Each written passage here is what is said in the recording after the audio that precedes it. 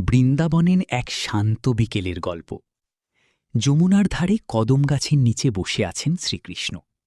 তার হাতে বাঁশি, কিন্তু আজ তিনি বাজাচ্ছেন না।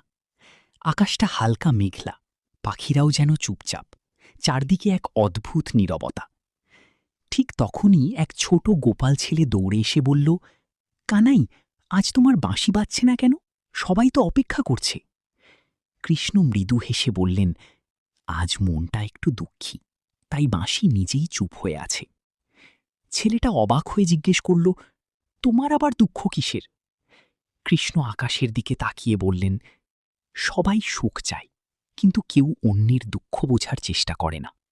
আজ আমি সেই দুঃখটাই অনুভব করছি। এ কথা শুনে ছেলেটা চুপ হয়ে গেল। সে বুঝতে পারছিল না কি বলবে।